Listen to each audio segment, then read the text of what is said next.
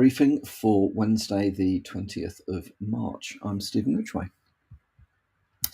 Fortra have released an update regarding the critical RCE flaw that is being tracked as CVE 2024 25153. Was initially discovered, in fact, August last year, and it has a CVSS score of 9.8. It is a vulnerability in the file catalyst file transfer product. So for those that haven't come across it, and I haven't used it actually, so I'm not quite sure exactly what it's like to use, but if you are aware of the challenges of moving large files over large distances, you will undoubtedly have come across the stuff like TCP windowing, which puts a cap on the maximum throughput. So no matter how big your bandwidth is, you can only move a certain amount of data, and that's to do with TCP windowing. That's a discussion for that's another podcast in itself. However, there are solutions out there that get around this, and this is one of them. So it has had a remote code execution vulnerability. There are now patches out there, so I would recommend upgrading to version 5.1.6 build 114 or higher in order to remediate the issue if you're using that. The White House has, basically the U.S. National Security Advisor, Jake Sullivan, and the Environmental Protection Agency have put out a warning that U.S. water infrastructure is under attack at the moment. So this is part of the ongoing heightened state of alert around nation-state attackers, seeing as the US has an opinion on at least two ongoing wars at the moment. Although one I think is just called a conflict, and the other one was a special military operation. I don't know, something like that. However, critical national infrastructure is definitely a target for nation states, not necessarily because they want to invade. It's more to do with just creating alarm and despondency, I think it used to be called in the First World War, doesn't it? Make people, take people's focus off the stuff that really matters by giving them other things to worry about. So if you are looking after critical national infrastructure, it doesn't just include water, but water is one that is seen, I think, as a good target, because if you switch off the water, you're going to upset a lot of people very quickly, make a lot of people very worried very quickly. And there is a history of Chinese APTs just sitting dormant, having gained access. I suspect the Russians are the same. There is a new variant of the Russia-linked wiper acid rain malware being tracked as acid pour, so as in POUR.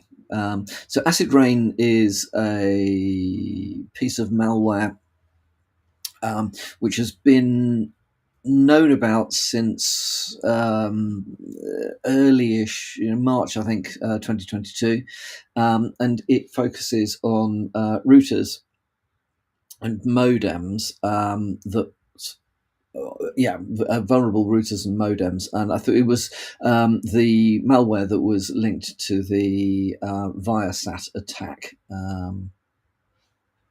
which was where I think it first came to attention. So Acid Rain is an ELF MIPS malware designed to wipe modems and routers.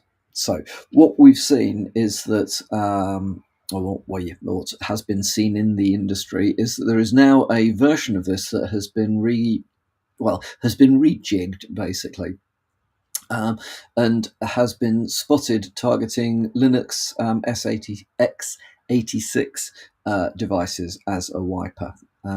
So there is a decent article on Security Affairs. If you are running Linux in your environment, which quite frankly most of us are, make sure that you understand what the indicators of attack, indicators of compromise are for this particular piece of malware. And make sure that you have put in place some good alerting around these and some defenses against it. Interesting article in HelpNet Security, which basically talks to a theme that I raised probably 5 years ago now, around what was going to be the next big target. Well, I was talking then about the concerns I had around API security. Probably 5 years ago. If you're a dev, you'll go, well, APIs have been in use since Noah was in the flood. But if you are perhaps not in that part of the world, APIs have become increasingly more important in the way that connected systems interoperate. They are less well understood, I think, from a security perspective. Again, not talking about devs who probably do, but the rest of us, understanding what attacks could be thrown at APIs, how APIs are authenticated, controlled, looking for vulnerabilities in APIs is not as it's not as mature. Our knowledge is not as mature. Our approach to dealing with this stuff is not as mature as it is for just normal web apps. So there's an article in HelpNet Security that talks about the fact that API integration is amplifying the risk exposure for enterprises. So, and the key thing here is that through digital transformation programs, most organizations are finding themselves relying more extensively on APIs for their systems to interact. So it's a timely reminder that in the world of the adversaries, they are well aware now that there are rich pickings based around poorly defined API security or poorly implemented API security, programming errors and configuration mistakes, and so on and so forth. So if you are looking after security in an environment which is heavily web app based, do take time to speak to your devs. I do understand how this stuff all hangs together, and have a look at some of the tooling that's out there, or maybe some of the services that are out there that can scan. And though you can get pen tests done, obviously on APIs as well. So understand that your environment is as secure as it should be, and try not to get caught out with things that have crept in that you weren't aware of. Just a quick pointer to an article here in Bleeping Computer. CISA has shared defense tips for critical infrastructure, specifically defense against Chinese hackers, which I think actually ties into the earlier article about water being, water companies being targeted. So it is definitely worth having a read. There is information based around Vault Typhoon. Their targets are broad, but are mainly aimed at disruption. Again, so keep an eye on that. There are some useful links of this particular article, which I would recommend you have a read about. But again, it is in the arena of the world is not a nice place at the moment, and the West is actually under attack a lot right now in cyberspace. So, a couple of interesting articles, again, just to finish up with.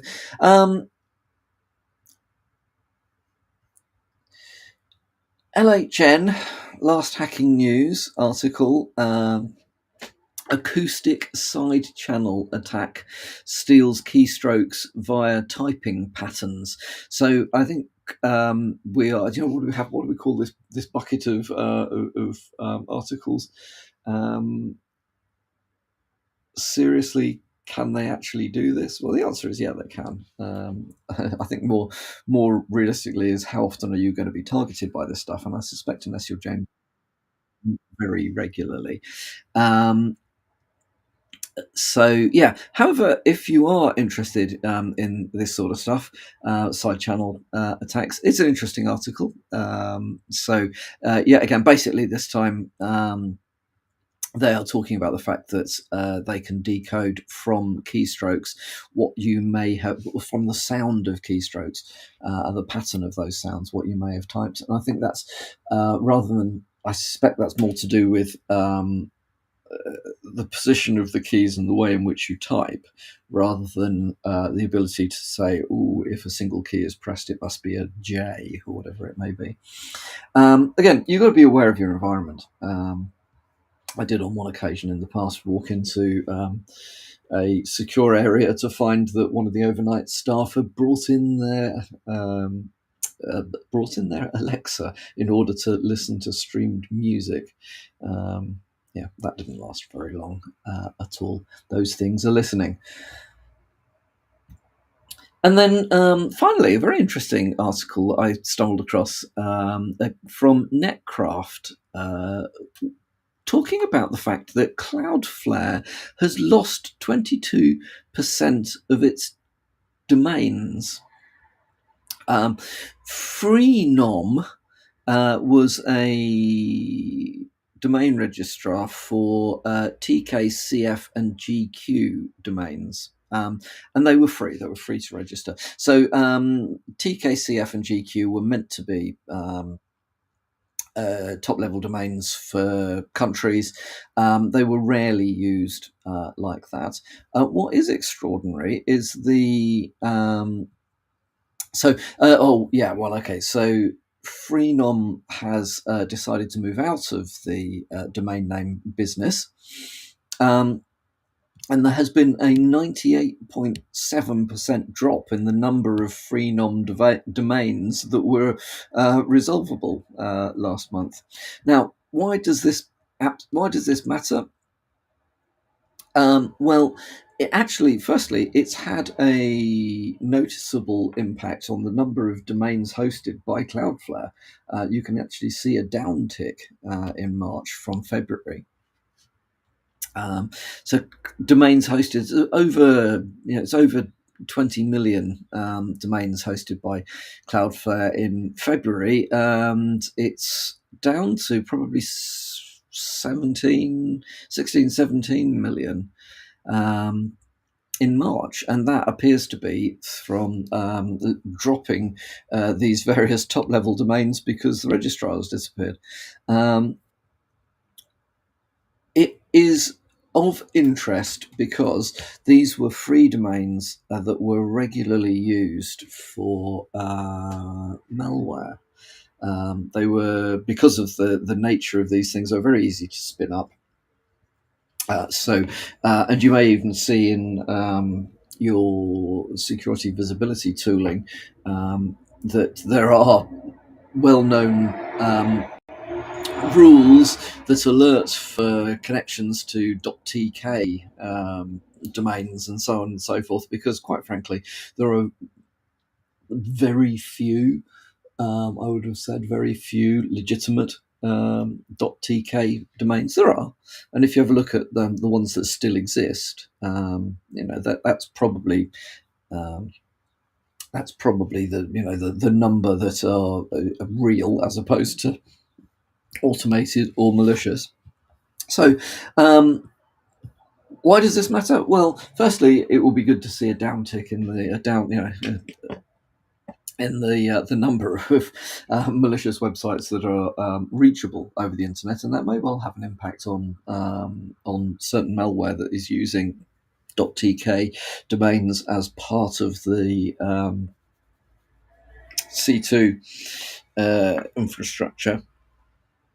Also means, though, there will probably be a migration to other stuff as well. So where you have been confident that you've been capturing these things, I suspect you're going to have to go back into a learning mode. We will definitely go back into a learning mode to find out where these domains have been moved to, because, well, malware doesn't go away.